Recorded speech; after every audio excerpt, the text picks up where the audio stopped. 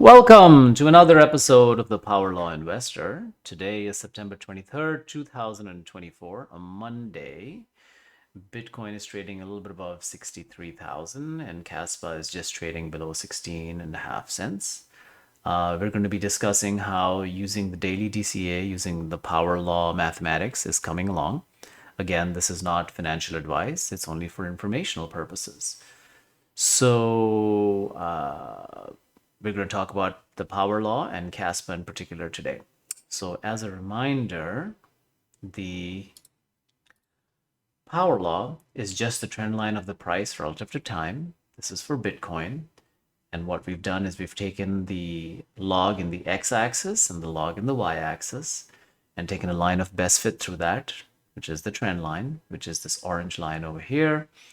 And we've got about 5,200 days or so of data. This is the equation of that trend line in log space. A linear trend line has a form of linear equation like this with an r squared fit of 0.9556, which means more than 95% of the variation in prices is explained by this simple line. And when we take this from the curve from the log space and put it in the linear space, we end up with a graph that looks something like that. Okay, so that's just a refresher. And again, Bitcoin and Kaspa are the only two cryptos that have an R squared of greater than 0.9. And so they are unique. And that's what we do in this channel. We look at the simple mathematically derived way of looking at trends and make investment decisions based on those. Okay, it's not so much short-term trading, it's a little bit of a longer time frame. So if you're looking for day-to-day advice, this might not be the best channel for you. So as I said, we are currently at a price where Bitcoin's above 63,500. And when we look at what's been happening with the Power Law Investor sheet, this is sort of telling us what's been happening. We started off at $10,000, and the idea was to deploy $100 every day, distributing those between three assets, between Kaspa, between Bitcoin, and cash. And that's what this spreadsheet is showing. We started off about a month ago, actually. Look at that, a month has already passed. Started off with $10,000 in cash and every day investing 100. We're down to 7,200 over there. And the amount of cash that we have available actually is a little changes. It's not exactly $100 a day because we're keeping some of these cash in reserve in case there are opportunities to buy when the price drops down tremendously. So to date, we have about 0.14 of a Bitcoin that we've already purchased. And the total amount of Kaspa that we've published is about 12,000 Kaspa. And when we look at how we're doing so far, on the amount that we have invested, we're up by about 2%, which is not too much, but it's not negative. So most of that has been driven by Bitcoin right now, since Bitcoin has increased. When we started, it was at 64, but it did drop down into the 59s and 57s, and we were continually buying some of that. Now it's back up to 63. And really, this is one of the advantages of using the power law. We haven't seen quite so much of a jump from Kaspa because it has sort of been in that same range throughout the time. So any of the bump, although we did have a couple of days in which it dropped down, and we were buying Kaspa at that point, I think the majority of what's coming on has been through Bitcoin. And I'll show you a little later how you can look at some of that. So with that being said, let's go on and discuss the analysis and see where we're at. So currently with Bitcoin at about 63,000 or so, if the future is like the past, then we can expect Bitcoin to return about 71% and have a value of 109,000 in a year's time. And in a 6 month time period, we expect to have an on-trend value of about 90,000, just over 90,000. The current trend value is 76,000, and we're trading around 63. That's what this number over here means. That's 17% discount. One of the things you'll often find on the media is that people will come up with outlandish estimates for what Bitcoin is going to be worth. So you'll find some people talking in the millions, some people talking in half a millions. And the reason I was attracted to the power law is that it provides a reasonable estimate of what this number should be based on mathematical principles and not so much investor psychology or my particular guesstimate. And I think relying on those things is very seductive, but if you have one Bitcoin, it's not going to be worth $10 million anytime soon. It could happen, and I'm sure a lot of us who have some Bitcoin would be very happy about that, but that's just not the likelihood, right? And so when you come up with a value of Bitcoin of about 109,000 in a year's time, that's a 71% return. That's a very good return, but it's not 1,000% return. You're not going to be driving with your Lambo based on just one Bitcoin. And for some reason, and for this reason, I think a lot of people are not attracted to the power law because it gives them numbers that are way too small. Now, the power law is giving you a trend estimate. You do have bubbles that form on top of it. And if you step back and just look at this graph over here in the log space, you can see that there's a peak and a peak and a peak and a peak. And these basically come up every 4 years and they go way above the trend line. So if that happened with this upcoming cycle, if it did maintain for 4 years, it would happen towards the end of next year. And based on estimates that I've derived and also from what I've seen from other people, you could have a Bitcoin for about $200,000. But that would be great, but you can't. I feel less confident in that assessment and much more confident in something that is driven by mathematics like this, saying, hey, assume it's going to be 110K. If that is good enough for you, that's fantastic. But don't estimate that it's going to be a lot more than that because there are different things that can happen along the way. So we do have these periodicities and we do have bubbles forming up, but it is much more difficult to define and figure out how big the bubbles are going to be than using the power law, right? The power law you can just figure out on a simple spreadsheet, and I'll probably do a video if there's enough demand on how you can run it yourself. And it will give you what a reasonable return is, and the return is still quite fantastic. So similarly, when we get back into Kaspa, Kaspa, again, like I said, follows the power law with an R squared of about 0.95, which we can see over here. The equation is different from what we have for Bitcoin, but the R squared fit is about the same. The number of valid days are about 846, so much less, maybe a fifth, less than a fifth of the number of data that we have through Bitcoin.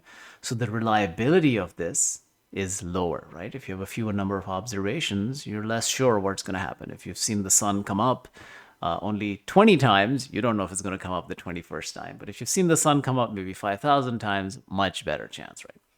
And the algorithm that I've developed takes into account not only just the return, but also the reliability in order to give us an asset allocation. So if we look at Kaspa, the return expected in a year's time, the price is expected to be about just over 92 cents. And it's just trading at about 16 and a half cents right now. So that would be a 450+% return. And in half a year, you're looking at about a 220% return, which is fantastic. Partly why these return values are so high is because we're trading at a discount, which means if we look at this line, the current price of where we are is way below the trend line over here, right? And so the higher the price goes, the less space there is for it to go on top, and you end up with less percentage returns. So right now, Kaspa is trading very close to this purple line, which happens to be the minus 40% trend line. Now, historically, this is a really good buying opportunity, especially between the 40 and 50%. We've only touched the 50% briefly, and that's during hourly wicks, not during the daily close. So that's why in the asset allocation, we have a substantial amount that's devoted to cash. In this case, it's 20%. Because of the volatility of this asset class, you know that you're going to get opportunities. You know it's going to go crazy from time to time. And the craziness on the downside is matched by the craziness on the upside, especially if you're thinking in terms of the power law, right? So if we take a step back and we can see for this period from about, let's zoom into this, from about November 2023 to about April 2024, about a 6-month period, it was more or less bouncing above the trend line. Now, since then, it has been bouncing below the trend line. So it's now September, say another 4, 5, 6 months. It's been below the trend line. So this sort of behavior is usual. It'll spend some time above, it'll spend some time below, but what we're looking at is really at the average.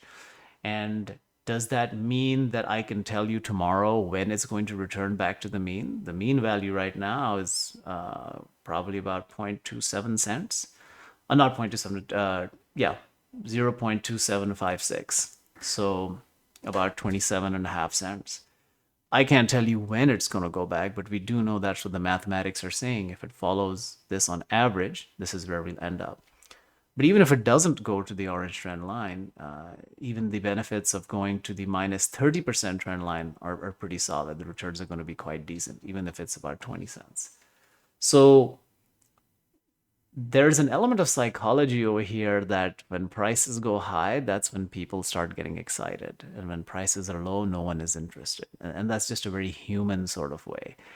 And how I felt that manifested in my own emotions is that when I see it is the classic fear and greed. When it's going down, I keep on thinking, oh no, no, it could go down more, it could go down more. I'm not going to buy anything right now. And when it goes up, the greed kicks in and says, oh my God, it's taken off. I don't want to be left behind. Let's jump in it, which is exactly the wrong attitude to have, right? The right attitude, oh, the lower that it goes, the more I should buy. The higher it goes, the less I should buy.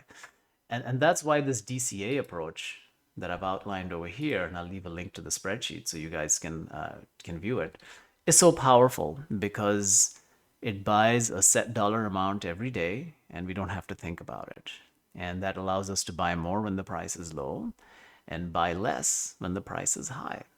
And so right now, according to the algorithm, we've shifted to almost 58% with the allocation buying Kaspa and only 22% into Bitcoin. And when we first started, if we look up here, it was 55% to Kaspa. So from 55, we've drifted up to about 58. And that's primarily because Bitcoin has been outperforming Kaspa, and the algorithm is taking into account what the different returns are and also the reliability of those returns. That might seem a little confusing, so let me show you this on this chart over here. This is Kaspa market cap divided by Bitcoin market cap. And when this shoots up, that means Kaspa is doing better relative to Bitcoin. And when it drops down, it shows that Bitcoin is doing better relative to Kaspa. So right now you can see it's been bouncing around in this sort of zone for a while. And I don't believe in technical analysis. I've never quite understood how people can say that, oh, it's about to reach this support and resistance, and if it cracks through, we could have a breakaway or we could go to the downside or upside. If you give me a probability attached to that and said, hey, there's a 20% chance it breaks through, that is useful information. But if you're just saying there's a resistance level or a support level and anything could happen, well, that's great. But I already knew that before, right? So I'm just sort of drawing these lines that may be connecting just randomness around. And what I want to show in this, it's not technical analysis, now that I've said that I'm not a believer in technical analysis, but this sort of movement, what we've been seeing between Bitcoin and Kaspa is not unusual. It's been happening for a little while. Now, is this really a resistance level over here? I don't know. But I did find it was sort of interesting. It gives me some reassurance, and which I wanted to share with you guys, is that this sort of behavior happens and it's nothing to be worried about. Another way to look at another way to see how Kaspa is doing relative to the altcoin market is by using this particular variation in TradingView. So this is looking at Kaspa divided by the total amount of altcoins minus Bitcoin and Ethereum and stables, right? So what that says is what fraction of the overall market is Kaspa and how is that changing over time? And if we look, all the way from July till now, it's just been bouncing around up and down. So recently, possibly because some of the stuff that's going on in the Kaspa KRC20 tokens and things like that, the price of Kaspa has dropped down relative to the altcoin market shooting up, right? But again, this is not unusual. This is not something that we should be particularly afraid about because it has happened before and we're still well within these ranges. Again, no technical analysis. I just wanted to highlight this is kind of what it seems like. Maybe it goes down to the bottom. I don't know. Below this, maybe it goes up from this point. I don't know. I don't know what the probabilities are also. All I'm saying is, hey, this has happened in the past, and it's not such a big deal for where we are now. If we dropped all the way down here, then we would sort of say, okay, maybe that's a problem, or maybe even further down. But right now, this is well within what we've already seen. So that's where we are right now. Again, the algorithm is pulling us towards more of an allocation to Kaspa, and we'll continue to have more of it deployed towards Kaspa rather than Bitcoin.